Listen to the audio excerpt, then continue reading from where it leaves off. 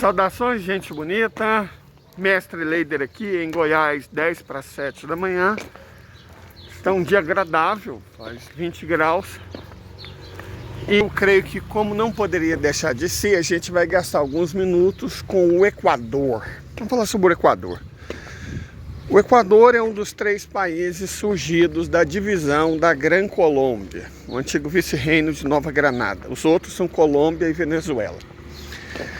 No começo, o Equador até fazia fronteira com o Brasil, mas aí sofreu perdas territoriais para os vizinhos, Peru e Colômbia, e deixou de fazer. Junto com o Chile, é um dos 2 países da América do Sul que não são contíguos ao nosso. O Equador, atualmente, ele tem mais ou menos a população do estado do Rio de Janeiro e é pouquinho coisa maior do que o estado de São Paulo, só para vocês situarem as coisas. O Equador são 3, na verdade, se a gente for analisar as grandes regiões geográficas do país. A maior parte da população, mas não é uma diferença muito grande, vamos colocar 50, 45, 5. Metade da população vive na faixa litorânea, certo? Onde fica a maior e mais importante cidade do país, Guayaquil. Guayaquil tem uns 2 milhões de habitantes, pouco mais.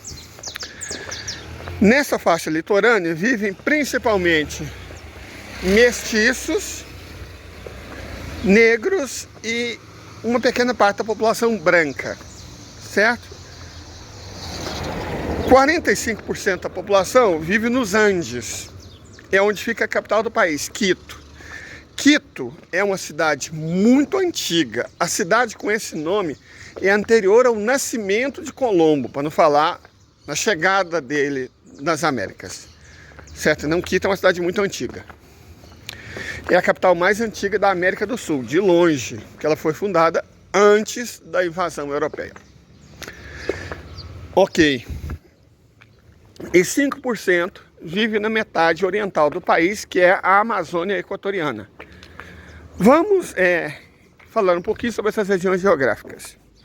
O litoral produz muitos dos produtos de exportação do país, principalmente a banana, do qual o Equador é o maior exportador mundial.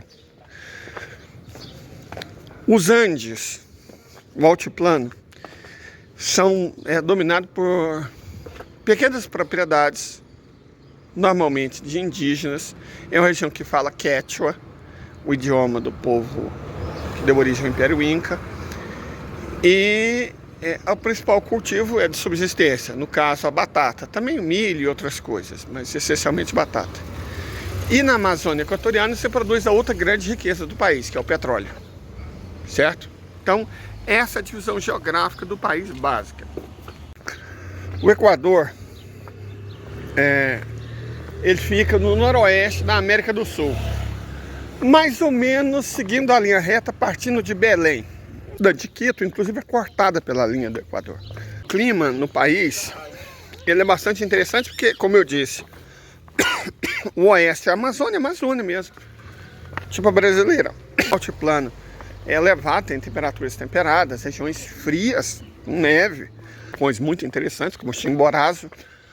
A faixa central é sujeita a vulcanismo, e de fato tem vulcões enormes, muito interessantes.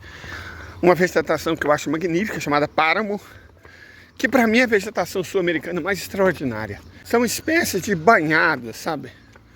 Que tem uma vegetação de altitude, mas super úmida. Enfim, e o litoral é a região mais biodiversa desse planeta, a ecorregião de maior biodiversidade desse planeta, e a ecorregião no mundo que mais chove. O local do planeta que mais chove fica no Equador. É numa região chamada Chocó Biogeográfico, que equivale ao litoral do Equador e ao litoral pacífico da Colômbia. Então, as ecorregiões geográficas, repetindo, no Equador são 4. A Amazônia Equatoriana, os Andes Equatorianos, o Chocó Biogeográfico e as Ilhas Galápagos, que pertencem ao Equador. Certo? Biodiversidade ímpar.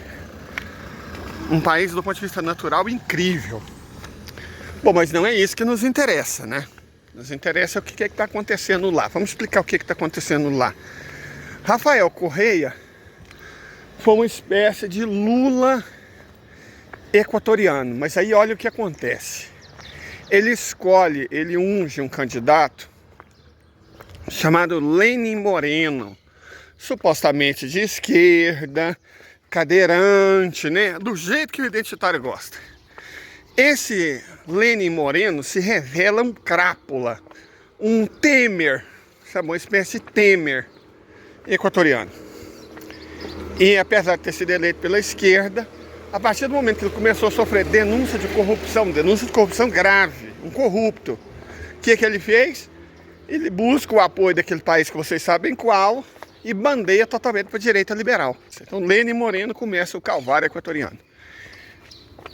Lenin Moreno, evidentemente, não consegue fazer sucessor, mas graças ao apoio do PSOL equatoriano, identitaristas, indígenas, pessoal da Amazônia e tal, a população liberal do litoral votou no candidato e a população andina votou em outro.